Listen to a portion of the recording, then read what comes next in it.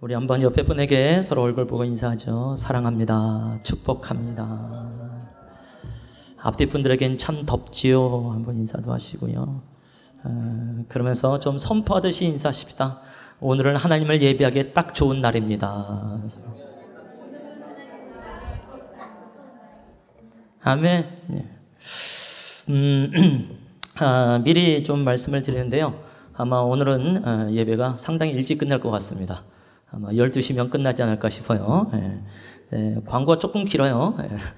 그렇지만 예배는 일찍 끝납니다. 왜냐하면 지난주에 워낙 늦게 끝나서 굉장히 은혜로운 시간 우리가 가졌지만 30분이나 더 늦게.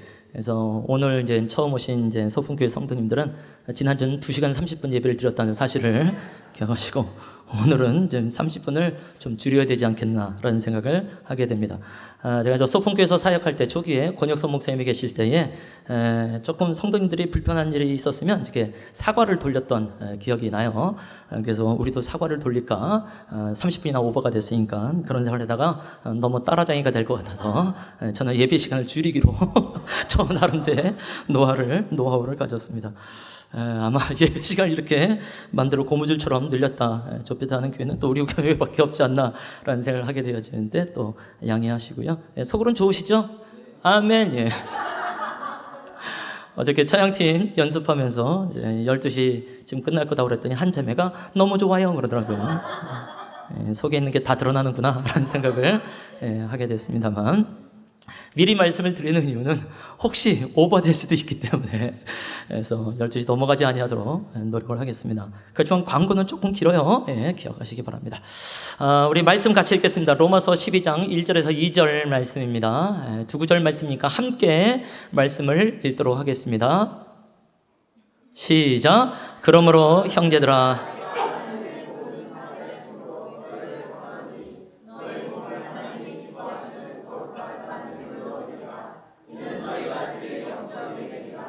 너희는 이 세대를 본받지 말고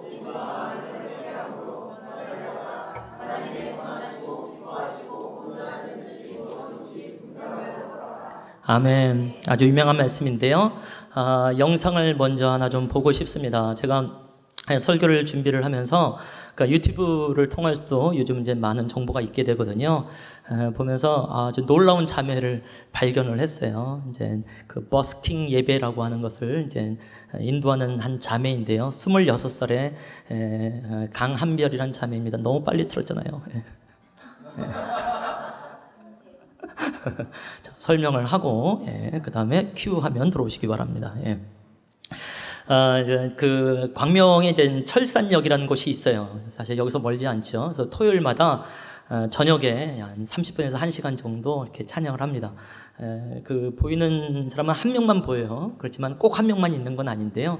그 한 명을 통해서 하고 있고 지난 6월 달까지가 아마 만 2년째였던 것 같아요. 매주 그렇게 하고 있는데 좀 길어요. 그래서 중간중간에 이제 임의로 뒤에서 이렇게 좀 그 체크해 가면서 넘어가셔도 되겠다 이렇게 말씀을 드리고 싶습니다. 이렇게 좀 보시죠.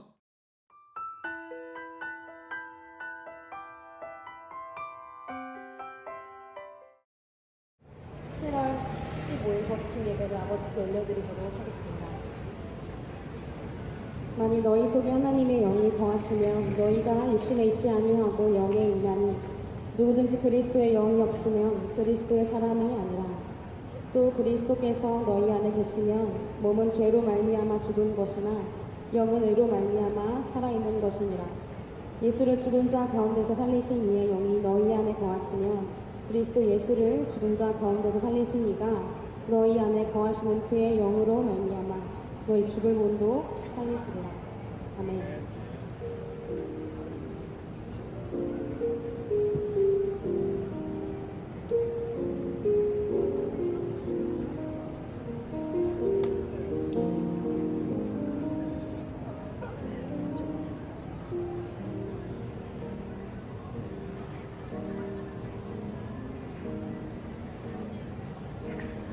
아버지 사랑 내가 노래해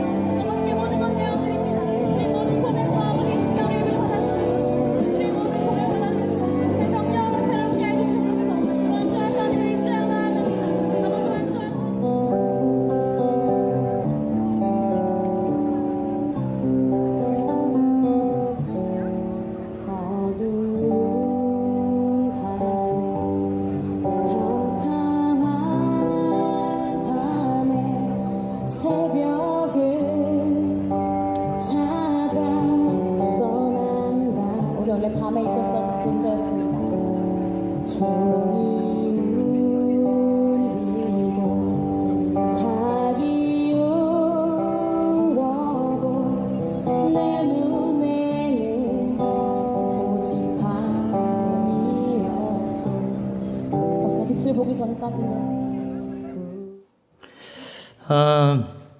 처음에는 좀 사람이 좀 많이 없었죠. 그래서 뒤에 가서 이제 또 함께 또 참여한 분들도 있고 그런데요.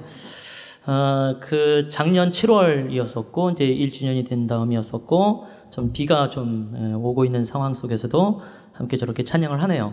뭐 부정적인 생각도 있었겠죠. 유별나다 뭐 이런 생각도 있겠지만 일단 우리한테 기본적으로 좀 도전이 되지 않나라는 생각을 하게 되어지는데요. 이때의 이제 상황에 대해서 이제 이 자매가 이제 글을 쓴 게 이제 유튜브에 있습니다. 제가 한번 읽어볼게요. 하루 종일 비가 내렸어요. 물론 비가 내려도 예배를 드리는 마음에는 전혀 변함은 없었어요. 이전까지만 해도 비가 내리고 있는 날이면 버의 시간만큼은 내리지 않을 것 같다는 근자감이 늘 있었어요. 갑자기 해석이 필요해졌죠. 버예라고 하는 것은 버스킹 예배의 준말입니다. 근자감이라는 것은 근거 없는 자신감을 말합니다. 요즘 청년들이 말 갖고 너무 장난을 쳐가지고 우리 해석이 필요합니다. 버의 시간만큼은 내리지 않을 것 같다는 근자감이 늘 있었어요. 그런데 이번 예배는 다른 방향으로 인도하심이 느껴졌어요. 비가 내려도 예배해야지가 아니라, 우리는 그것도 굉장히 귀하다고 생각하잖아요. 근데 그게 아니라 비가 내려도 아예 전혀 상관이 없는 거예요. 그래서 굉장히 좀 멋진 말을 했어요. 버스킹은 날씨와 상관이 있지만 예배는 날씨와 상관이 없더라고요. 그죠? 버스킹도 일단 해석이 필요한 거예요. 버스 중에 킹인가? 그런 거 아니라 이제 길거리에서 이제 공연할 때 이제 버스킹이란 말을 쓰는데 버스킹 자체는 비와 상관이 있잖아요. 그래서 실제로 주변에서 버스킹 하는 사람들이 비 올 때는 굉장히 좀 난감해하고 안 하기도 하고 취소하기도 하지만 버스킹은 특징은 그렇지만 예배는 날씨와 상관이 없습니다. 환경과 사람과 상관이 없이 계속해야 됩니다. 라는 의미가 되겠죠. 비도 주님이 주시는 거니까요. 주께서 허락하신 모든 상황 이미 예배의 이유가 충분하죠. 아멘. 그래서 오늘은 우리가 하나님을 예배하기에 딱 좋은 날씨입니다. 날씨 자체는 문제가 있을 수 있겠지만 예배에는 전혀 상관이 없습니다. 그래도 지난주보다 오늘 이 공간이 좀 시원해졌습니다. 주간에요. 선풍기 2대를 이제 보강을 했습니다. 그랬더니 굉장히 좀 시원해지고 있네요. 그럼에도 불구하고 누군가는 더울 수 있겠지만 그때마다 예배드리는데 전혀 상관이 없구나라는 마음으로 함께 참여해 보시면 어떨까라는 생각을 하게 되어지고, 혹시 광명 근처에 사시는 분이 있다고 한다면 토요일날 저녁에 철산역 쪽으로 가시면 이 자매를 만나게 되지 않을까라는 생각을 하게 되어지고 음료수라도 한번 사주시면 어떨까라는 생각을 하게 됩니다. 이제 돌아보면 이제 이 영상을 보다가 저의 이제 청년 때가 좀 떠올랐어요. 제가 대학생 때였었는데요. 아마 대학교 3학년, 4학년 거의 한 2년 동안이었던 것 같아요. 그때 이제 버스킹이란 말이 있을 때가 아니었기 때문에 이제 찬양 전도라는 말을 가지고 이제 학교 캠퍼스 안에서 이제 점심 시간 때 찬양 전도를 했었던 기억이 납니다. 지금처럼 음향 시스템이 있는 것도 아니고요. 이제 기타 하나를 가지고 찬양했었던 기억이 나요. 그 설립자의 이제 동상 앞이 좀 넓은 공터가 되어져서 거기서 이제 기타 하나 들고 찬양했었던 기억이 납니다. 물론 저 혼자 하지는 않았습니다. 최소한 2명은 있었어요. 때로는 10여 명이 참여하기도 하고 대부분은 이제 4-5명 정도가 했고요. 이제 점심 시간이었기 때문에 매일 했습니다. 월요일부터 이제 금요일까지 매일 했었고요. 그래서 한 2년 정도, 아마 1년 반, 2년 정도 하지 않았을까라는 생각을 하게 됩니다. 그래서 그때가 떠오르면서 나 그때 정말 잘했다라는 생각이 좀 들기도 하더라고요. 오늘 우리가 함께 본 이제 본문 말씀, 굉장히 유명한 예배에 관한 이제 말씀이 되겠습니다. 너의 몸을 산 제물로 하나님께 드리라. 이는 너희가 드릴 영적인 예배니라. 그래서 영적인 예배가 무엇인가라고 말을 할 때 이 말씀을 우리가 많이 떠오르게 되어지는데요. 그래서 영적인이라는 그 번역은 약간 조금 좀 뭐라 그럴까요? 좀 확대된 표현이라고 볼 수 있을 것 같아요. 오히려 합당한 예배니라, 이것이 알맞은 예배니라 라고 이해를 하시는 것이 좀 더 맞을 것 같습니다. 물론 그러다 보면 영적인 예배가 또 되겠고 그렇게 연결이 되겠습니다만 이것이 합당한 예배다, 맞는 예배다라고 말씀한 것을 보게 됩니다. 무엇이 합당한 예배냐?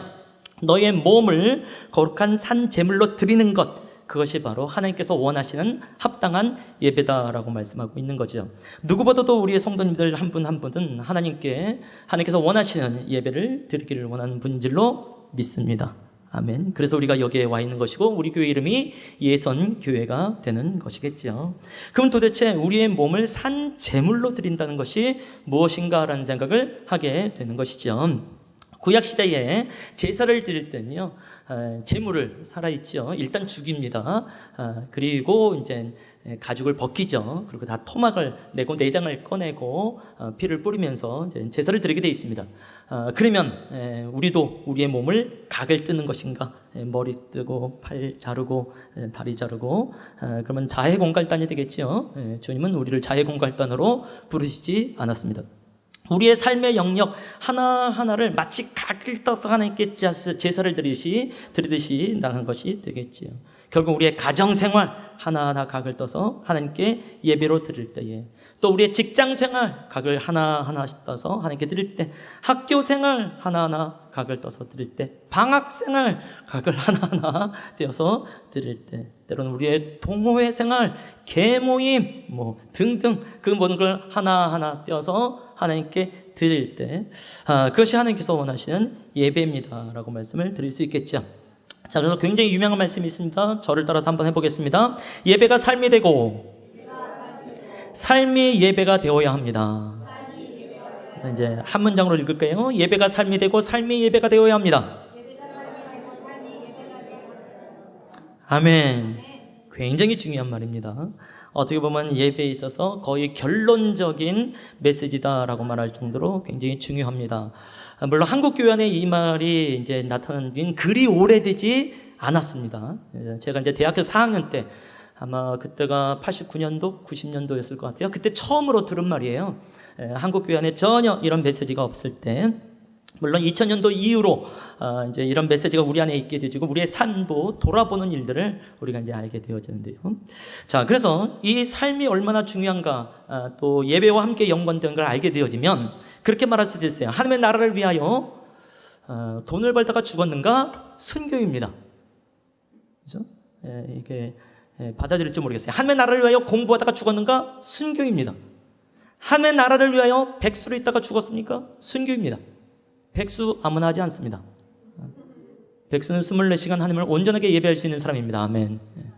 누군가가 백수가 있으면 백수의 삶을 누리시기 바랍니다. 할렐루야. 또 하나님의 나라를 위하여 전업주부로 있다가 죽었는가? 순교입니다. 아멘. 요즘은 진짜 전업주부 찾기가 힘들더만요.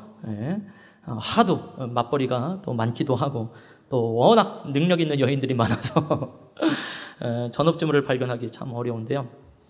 제 아내는 지금까지 결혼하고 나서 계속해서 전업주부의 삶을 살고 있습니다. 놀라운 예배자입니다. 아멘. 요즘 알바 비스크물이 한 거 하고 또 선생님 소리를 듣기도 합니다만 제가 볼 땐 본연은 전업주부입니다. 굉장히 놀라운 예배자입니다. 그래서 제 아내가 죽으면 교회장으로 치러주시기를 권해드립니다. 저는 괜찮아요. 제 아내는 교회장으로 치러주셔야 된다고 합니다. 이것은 예배가 삶이 되고 삶이 예배가 된다는 사실을 인정할 때 우리가 말할 수 있는 것이 됩니다. 그러니까 우리에서 사회생활할 때 순교하듯이 하십시다. 예배하듯이 사회생활 하시기를 권해드립니다. 사실 과거에는 예배와 삶을 말할 때 그것이 이제 균형이 좀 깨져 있었던 것을 발견하게 됩니다. 그래서 오늘 설교의 제목이 좀 재밌죠? 누군가는 이제 머리가 아프겠죠? 저런 부등호 등호 본 지가 이제 한 50년이 넘어가고 꼴도 보기 싫은 건데 설교 때 나오다니 하는 생각을 할 수 있게 됩니다만, 또 나름 제가 또 공대 출신인지라 나름 수학 기호를 한번 써면서 이제 나보게 보였습니다. 사실 이제 저도 제 고등학교 때까지는요 삶에 대해서 그렇게 중요하게 생각지 않았습니다. 예배가 가장 중요하다. 그래서 교회가 중요하고 세상은 그렇게 중요하지 않다라는 생각을 했지요. 그래서 많이 불렀던 찬송이 옛날에 있었어요. 옛날에 이제 가스펠송이라고 불렀죠. 죄 많은 이 세상은 내 집안이요, 내 모든 보화는 저 하늘에 있네, 저 천국 문을 열고 나를 부르네, 나는 이 세상에 정들 수 없도다. 그럼 우리는 아멘 했습니다. 그래서 죄 많은 이 세상, 여긴 내 집이 아니다. 나는 빨리 천국을 가야 된다. 그래서 결국 이제 이원론적인 신앙생활을 하게 되어졌죠. 그래서 영적인 것은 거룩하고 육적인 것은 좀 세속되다. 그래서 교회는 거룩하고 세상은 속되다라는 생각을 하게 되어지고 어떻게든지 세상에 속하지 않으려고 참 많이 애를 쓰지 않았나라는 생각을 하게 됩니다. 그래서 굉장히 좋은 것이었지만 이것이 나중엔 종교주의로 또 율법주의로 흘러가게 되어지고 더 심각하게 썬데이 크리스찬으로 또 전락하게 되는 것도 이렇게 됐던 것을 기억하죠. 특히 주일 성수라는 말을 과거에는 엄청나게 많이 강조를 했지요. 사실 주일 성수라는 것은 주일날 예배 빠지지 않는 것을 말하는 것이 아니라 원래는 주일날 돈 쓰지 않는 것까지 포함해서 주일 성수였었죠. 좀 더 보수적인 교단일수록 주일날 돈 쓰게 되어지면 굉장히 좀 정죄되어지고 혼났었던 기억이 됩니다. 저도 아마 고2 때까지 정말 잘 지켰던 것 같아요. 주일날 정말 돈 안 썼습니다. 친구들 중에서 이제 뭐 주일날 아이스크림 사 먹는 사람들이 있긴 있었어요. 저는 바로 전도사 밑에 가가지고 꼰질렀죠. 그래서 굉장히 잘 지켰어요. 근데 어느 날 한 강도사님이 새로 오셨는데 이분이 주일날 아이스크림을 사오셨어요. 와, 우리 선배들서부터 저까지 얼마나 당황했나. 아니, 강도사님 주일날 이걸 사오시면 어떡하냐고. 왜? 괜찮아. 그러다 애들한테 나눠주는 거예요. 너무 충격이었어요. 어떻게 주일날 돈을 쓸 수 있는가라는 생각을 하게 됐다가 이제 고3 때 이제 수능 준비하면서 저도 좀 무너지긴 했습니다만 주일 성수가 이제 과거에는 그랬죠. 근데 나중에 이제 그 이런저런 사람 얘기를 듣다 보니까 더 심한 교회도 있었더라고요. 저 이제 저 마산 쪽에 재건파라는 데가 있어요. 굉장히 보수적인 교단인데요. 거기 한 집사님이 자기 어머니 얘기를 해주시더라고요. 이 어머님이 이제 정말 돈 안 쓰고 차비도 안 쓰고 늘 먼 거리를 걸어 다니면서 이제 교회를 오셨는데 하루는 너무 급하고 너무 예배에 늦을 것 같아서 어쩔 수 없이 차비를 내고 버스를 타고 예배에 온 거예요. 그러니까 예배는 늦지 않았죠. 예배 다 끝나고 나서 이제 성도들과 함께 교제하면서 오늘 있었던 얘기를 한 거예요. 오늘은 내가 너무 힘들어서 예배 늦을까봐 예배 시간을 지키려고 내가 버스를 타고 왔다고. 이 말이 돌았죠. 그래서 결국 당회에도 들어가고 장로님들의 귀에 들어간 거예요. 어떻게 주일날 돈을 쓸 수 있겠냐고. 그래서 자기 어머님이 한 달을 근신 먹었다고 하더라고요. 그런 것도 있구나라는 생각을 하게 되었습니다. 굉장히 귀한 것입니다. 주일 성수. 어떻게든지 예배를 지키려고 하고 하나님을 예배하고자 하는 애쓰는 마음인데 그것이 율법으로 갈 때는 조금 곤란하지 않나. 안타까운 것은요, 주일 성수는 하고요, 나머지 6일은 지 맘대로 살더라고요. 그런 분들이 의외로 많더라고요. 그래서 이게 주일 성수의 이제 기본 정신이 좀 훼손되지 않았나라는 생각을 하게 됩니다. 그럼 반대의 경우도 있겠죠. 예배보다 삶을 훨씬 더 크게 말하는 경우도 있겠죠. 좀 세속주의라고 말할 수 있겠고, 좀 신학적으로 말하면 뭐 자유주의 신학이라고 말을 할 수 있겠고, 좀 무교회주의라고도 말을 할 수 있겠고요. 아마 좀 더 심하게 가면 이제 종교다원주의라고 말을 할 수도 있게 되겠죠. 그래서 우리의 신앙, 우리의 모임이라기보다도 기독교 정신을 가지고 삶 속에서 함의 나라를 이루어가는 것이 더 마땅하지 않냐라는 것을만 가기 시작하면 뭔가 이제 치우침이 있게 되어지니까. 적어도 이제 우리 중엔 그런 분들이 좀 안 계신 것 같고요. 그 다음에 이제 가장 중요한 것이 결국 예배와 삶이 이제 이꼴이 되는 거겠지요. 근데 저는 이제 이 부분도 중요하지만 아무래도 삶이 조금 더 중요하지 않을까라는 생각을 하면서 예배와 삶을 볼 때에 삶 쪽에 약간 더 비중을 주면서 그렇지만 예배와 삶 좀 일치함으로 나가야 되겠습니다. 그래서 네 번째 부분에 대해서 좀 강조하고 싶고 동일한 마음이 우리 성도들 가운데에 있었으면 좋겠다라는 생각을 하게 되죠. 그래서 이제 예배가 삶이 되고 삶이 예배가 됩니다라는 말씀을 드리게 되는데, 제가 지난번에 한 번은 이제 지지난주였죠. 그 사람들은 누구든지 신앙이라고 하는 것을 자기의 언어로 표현할 필요가 있습니다. 자기의 언어로 표현할 때만이 그것이 자기 것이 됩니다라고 말씀을 드렸죠. 그래서 기도에 대한 나의만의 표현이 무엇인가, 예배에 대한 나만의 표현이 무엇인가가 중요하다고 말씀을 드렸는데 우리는 다 기억을 합니다. 아멘. 예. 그러면서 한 아이가 예배에 대해서 그렇게 말했다고 했어요. 예배는 엄마다. 기억나시죠? 그래서 왜 엄마라고 했냐 했더니 평생을 함께하고 싶고 영원히 함께할 수 있을 것 같아서. 그래서 제가 네 엄마가 얼마나 부담스럽겠냐 이제 이렇게 물어봤다 그러는데요. 그때 그 대답 중에 하나가 또 뭐가 있었냐면 예배는 삶이다라고 쓴 고등부 학생이 있었어요. 굉장히 놀라운 대답이었던 걸 봐서 제가 이것은 베낀 거다 그렇게 얘기를 했죠. 아무리 은혜로 봐도 고등부 스스로가 예배를 삶이다 말하기가 참 쉽지 않습니다. 우리 중에서도 예배를 삶으로 이해하는 분이 이 중에 없을 수도 있고 듣긴 들었지만 전혀 그것이 나에게 와닿지 않는 삶을 사는 분도 대부분이니까. 근데 고등학생이 이런 말을 했던 건 참 은혜다. 그래서 우리의 신앙을 나의 언어로 표현하는 것은 그만큼 중요합니다라고 말씀을 드리는데요. 예배와 삶이 함께 가는 것에 있어서 제가 참 한동안 많이 이제 자랑했었던 한 청년이 있습니다. 한번 그 사진을 한번 올려줘 보시죠. 그 유도 선수입니다. 김재범이라는 유도 선수이고요. 2012년도 런던 올림픽에서 금메달이 확정이 됐지요. 바로 무릎을 꿇고요, 주여라고 외치면서 감사의 기도를 드리는 장면입니다. 물론 주여라는 말이 들리진 않지요. 그 뭐 핀마이크가 있거나 뭐 그런 게 아니니까. 그런데 입 모양이 주여였어요. 누가 봐도 주여였습니다. 그래서 제가 큰아들이랑 그때 같이 봤거든요. 보자마자 둘이 서로 와 주여다 이렇게 말을 했어요. 특히 이제 이 시상대에서 이 장면이 굉장히 좀 감동스러운 장면이죠.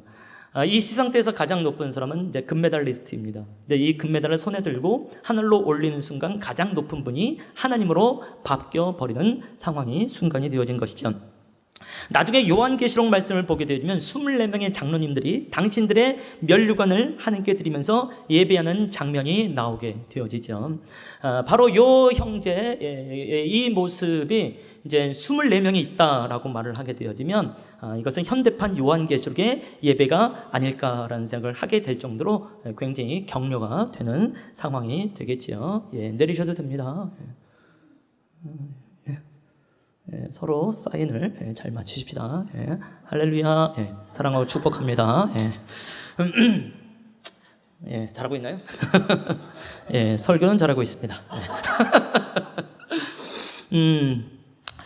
어쨌든 이 형제를 보면서 그런 생각이 좀 들었어요. 그때 당시에 이 형제의 몸 상태는 거의 장애인 수준이었다고 이제 나중에 이제 인터뷰를 통해서 말했어요. 특히 한쪽 팔을 거의 쓸 수가 없었다고 말을 하고요. 거의 왼쪽 팔이 거의 탈골되다시피 할 정도로 이제 인대가 다 늘어난 상태이죠. 그래서 이 형제의 별명이 있어요. 한 팔의 사나이. 그러니까 예선서부터 금메달까지 한 팔로 다 간 거예요. 그래서 굉장히 괴물 같은 사람으로서 이제 유도 그 사회에서 이제 유명한데. 그런 몸을 상태를 가지고 4년 동안 훈련하고 연습을 한 거예요. 그러니까는 예배 시간 때, 기도 시간 때만 예배하고 기도한 것이 아니라 훈련하는 모든 과정이 이 형제한테는 예배일 수밖에 없다, 기도일 수밖에 없겠다라는 생각을 하게 되는 거겠죠. 그래서 잡아당기면서 조르기 하잖아요. 조르기. 하나님 금메달을 주시옵소서. 그러면서 조르기 했겠죠. 또 엎어뜨려 놓고 굳히기 하지 않습니까? 이제 금메달을 주시옵소서. 그러면서 했겠죠. 그래서 한 판 넘기면서 금메달을 주시옵소서. 꺾기. 안 봐 하면서 금메달을 주시옵소서. 물론 당한 사람은 괴롭겠지만 아마 이 형제에게선 예배가 삶이 되고 삶이 예배가 되는 것이 무엇인지 아마 가장 잘 알고 있지 않을까라는 생각을 하게 됩니다. 이때 당시 이 형제의 나이는 24살. 같은 또래이거나 또 한두 살 어릴 수도 있겠지요. 그래서 아까 이제 강한별 그 자매도 보시고 또 이 김재범 그 청년도 함께 보면서 그래, 삶과 예배라는 것이 함께 일치함으로 갈 수 있어라는 도전이 우리 안에 있게 되어지죠. 마치 우리도 뭐 주방에서 칼질하고 요리하면서 하나님을 예배하잖아요. 아멘. 그러란 얘기죠. 우리도 돈 세면서 또 프로젝트 세우면서 예배하잖아요. 그러는 의미가 되겠죠. 얼마든지 우리 안에 가능합니다라고 말씀을 드리게 되는 것입니다. 특히 이제 이 말씀과 함께 이제 중요한 히브리어 단어가 하나가 있게 되어지는데요. 그것은 아바드라는 단어가 되어집니다. 저를 따라서 한번 해보겠습니다. 아바드.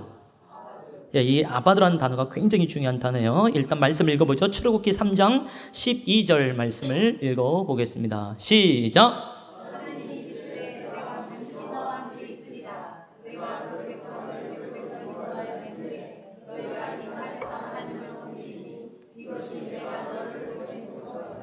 하나님께서 이제 시내산에서 모세를 부르세요.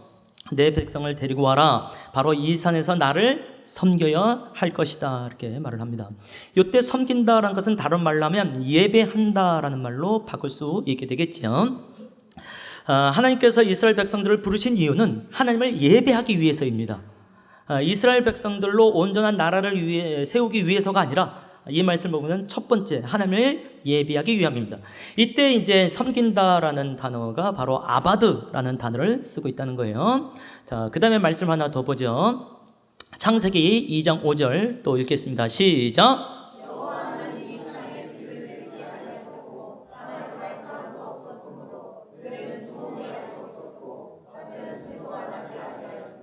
아멘. 예. 자, 에덴에 이제 동산을 창설하셨어요. 그리고 이제 사람을 이제 그 안에 두셨는데 사람이 이제 지으심을 받기 전 상황이 되어집니다. 하나님의 땅의 비를 아직 내리지 않을 때였었고 더군다나 사람이 없을 때인데 이 사람이 어떤 사람은 땅을 갈 사람이라고 되어 있습니다. 간다라고 하는 것은 이제 땅을 경작하는 사람을 말하는 거죠. 그러니까 땅을 이제 뭐 농사하는 사람 이렇게 표현할 수 있겠습니다. 이 사람이 없으므로 초목이 나지 아니하고 채소가 나지 아니하였다라고 말합니다. 초목이 있고 채소가 있으려면 두 가지가 있어야 되는 거예요. 비가 있어야 되고 그다음에 그 비가 잘 촉촉하게 적실 수 있도록 경작하는 노동하는 사람이 있어야 돼요. 자, 근데 이때 땅을 간다라고 할 때 경작한다라고 할 때 이게 역시 또 아바드라는 단어를 쓰게 되어집니다. 그러니까 어떻게 보면 이제 노동이라고 표현할 수도 있겠지요. 아바라는 단어가 예배라는 단어로도 쓰이고 노동으로도 동시에 쓰여지고 있습니다. 그래서 이 단어를 통해서 예배와 삶이라고 하는 것은 함께 갈 수밖에 없다라는 것을 알게 되어지는 것이죠. 그래서 내가 하나님을 예배합니다라는 것은 삶 속에서 하나님을 기억하고 하나님을 높이고 삶 속에서 하나님을 드러냅니다라는 말과 같은 말이 되겠다는 거예요. 내가 하나님을 예배하지만 삶은 내 마음대로 살겠습니다라고 말할 땐 당신은 진짜 예배를 모르는 삶입니다라고 말할 수밖에 없는 것이 되겠죠. 그래서 우리 예배를 돌아볼 땐 우리의 삶도 함께 돌아볼 수밖에 없지 않나라는 생각을 하게 되는 것이죠. 그래서 어떤 분은 기도는 노동이요, 노동은 기도다 이렇게 표현하기도 합니다.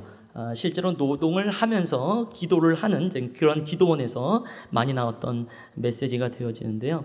제가 전에는 이제 그 호박씨 한 4개를 이제 심었다가 이제 호박이 열린 이제 사진을 지지난주에 보여줬잖아요. 또 다른 사진이 있었을 텐데 못 찾겠더라고요. 한 번은 제 아내가 이제 그 텃밭에다가 까만 콩, 서리태라고 하나요? 그 콩 하나를 그냥 떨어뜨린 적이 있었어요. 그래서 혹시 몰라서 흙으로 살짝 덮었어요. 이게 자라기 시작했습니다. 그래서요, 나중에 콩이 이제 가을에 주렁주렁 열렸어요. 신기하잖아요. 그래서 따가지고 다 쉬어봤어요. 한 몇 개 정도 열렸어요. 한 100개 정도가 열렸어요. 하나를 심었는데 놀라는 걸 보니까 전혀 농사를 줘본 경험이 없는 분들이. 그래서 지난번에도 말씀드렸지만 좋은 땅에 뿌려진 씨가 30배, 60배, 100배 열매를 맺는다는 것이 무엇인지 제 눈으로 확인하게 되어지니까 이런 거구나. 그래서 왜 농사꾼들이 인심이 후한가 그때 좀 많이 알게 되어졌는데 실제로 이제 아주 자그마한 거지만 농사라는 것을 통하여서 하나님의 말씀을 이해하게 되어지니까 삶이 새로워지게 되어지고 그 열매를 가지고 하나님을 예배할 수 있는 아주 귀한 시간이 되더라는 거죠. 그러니까 예배 자체도 중요하지만 우리의 삶도 얼마나 예배 못지않게 중요한가를 알게 되는 것이죠. 그런데 이 예배가 삶이 되는 것은 사실은 그렇게 쉬운 건 아닙니다. 이미 세상에서 그리스도인의 삶으로 산다는 것이 얼마나 어려운지 잘 경험하고 있을 테니까 제가 한 교회 가서 이제 집회를 인도하고 나서 축복송을 하는 시간이 있었는데 한 청년이 저한테 찾아왔어요. 축복송 끝나고 나서 울면서 저보고 얘기하는 거예요. 목사님, 세상에서 그리스도인이라는 이름으로 직장 생활하는 것이 너무 힘들어요. 눈물을 펑펑 흘리면서 가더라고요. 내가 뭐 좀 격려를 해야 되는데 격려할 틈도 없이 그냥 가더라고요. 그 청년의 뒷모습을 보면서 진짜 힘들구나. 저는 뭐 세상에서 이제 그리스도인의 이름으로 직장 생활을 해본 적이 없기 때문에 그 마음이 사실은 잘 모르지요. 정말 힘들구나. 사실 뭐 대부분은 이제 여기 계신 성도님들이 이제 이 청년의 고백은 무엇인지 잘 알게 되어질 텐데, 제가 이제 지난주 이제 뭐 며칠 전이에요. 이틀 전에 승전고와 같은 이제 전화를 한 통화 받았습니다.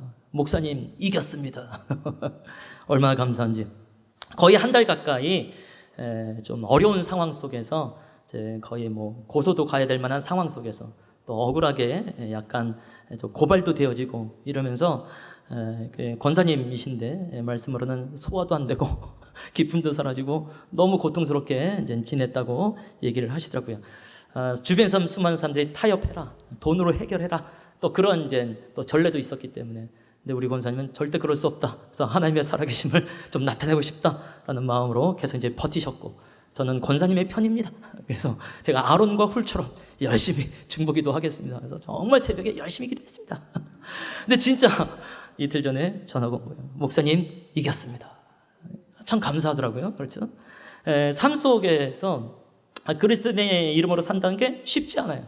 그러나 주께서 함께 하시는 그 열매를 보게 되어지면 오늘의 이 예배가 훨씬 더 달라질 수밖에 없다라는 것을 발견하게 됩니다. 왜 이렇게 삶 속에서 예배한다는 것이 힘든가? 이 재물의 특성 때문에 그렇습니다. 재물이라는 것은 결국 이제 죽는다는 의미가 되잖아요. 헬라어로 이제 뒤시아라는 단어를 씁니다. 뒤시아라는 것은 이제 재물이라는 뜻이 되어지는데 어디서 유래가 되냐면 이제 디오라는 데서 유래가 됐어요. 디오는 제사하다, 살해하다라는 뜻도 가지고 있습니다. 그래서 희생 재물, 그냥 재물이 아니라 희생 재물이라고 보는 게 맞겠지요. 내가 살아있지만 그냥 죽은 자처럼 살아가는 겁니다. 아까 봤던 그 영상에 그 자매가 한번 메시지 하는 게 쭉 나온 게 있어요. 거기에 그 메시지를 이제 자기가 썼던 메시지를 노래로 만들어서 했던 게 있는데 가사에 뭐가 있냐면 우리는 세상에서 밥입니다. 세상에 먹히고 싶습니다. 라는 표현이 나와요. 어떻게 저런 가사를 쓴가? 난 세상의 밥이자 먹히고 싶다. 그래서 희생되는 것에 대해서 조금 더 염려하고 두려워하지 않는 자매의 모습을 보면서 이미 이 재물이라는 특징 자체가 죽는다는 의미를 가지고 있어요. 이것은 에베소서 5장 2절 말씀에 함께 연결되어지는데요. 한번 읽어보지요. 시작. 그리스도께서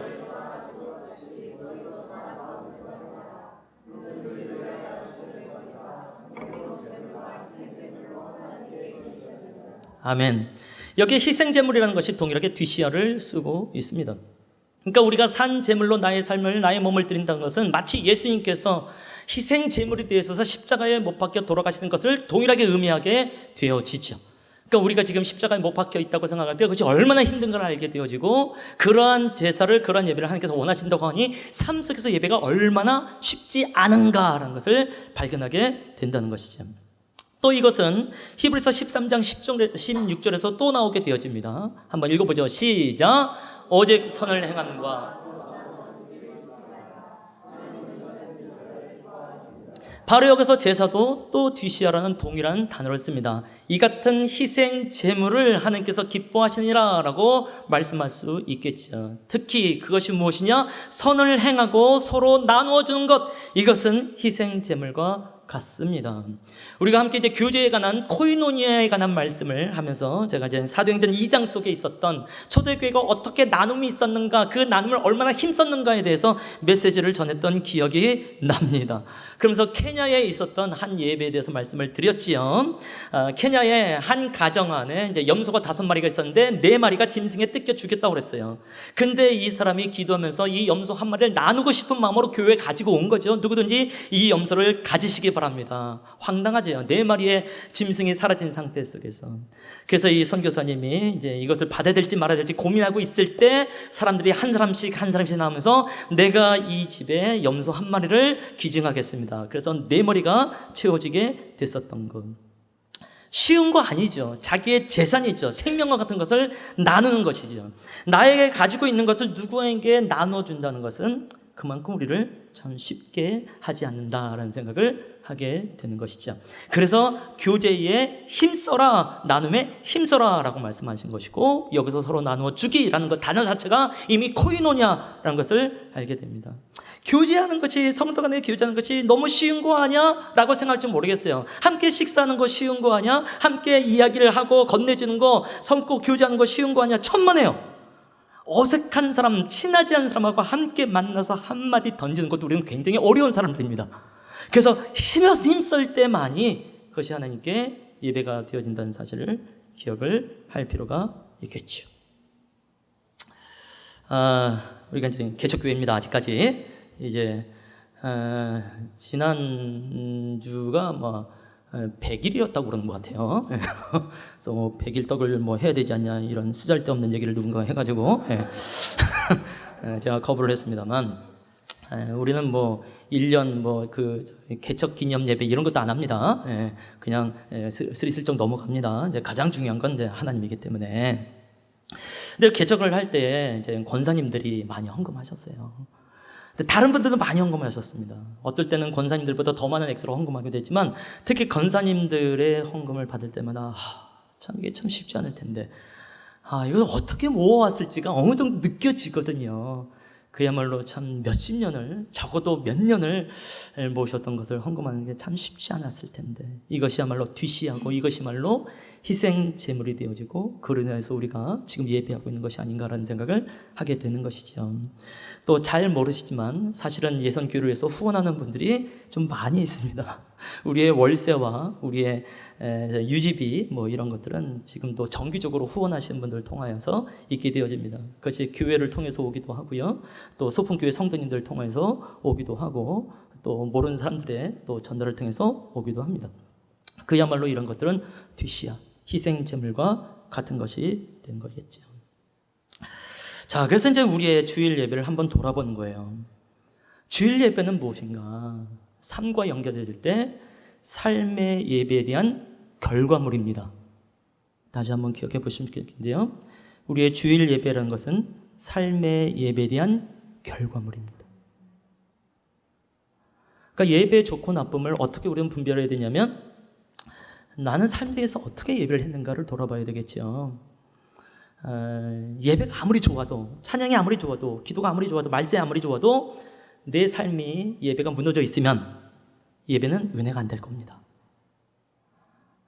근데 예배가 아무리 이상해, 설교도 뭐야 막 이런 생각 들고, 준비한 거 맞아? 막 이런 생각 들고, 찬양 계속 삑사리 나네? 막 이러고, 12시 안에 끝내겠다고 하더니 지금 2분 전인데 어쩔 거야? 막 이런 그럼에도 불구하고 은혜가 된다는 것은 내가 삶 속에서 예배하고 있구나 라는 것을 증명하는 것이죠. 저도 오랫동안 예배 좀 이상하면 판단했어요. 왜 안 그러겠어요?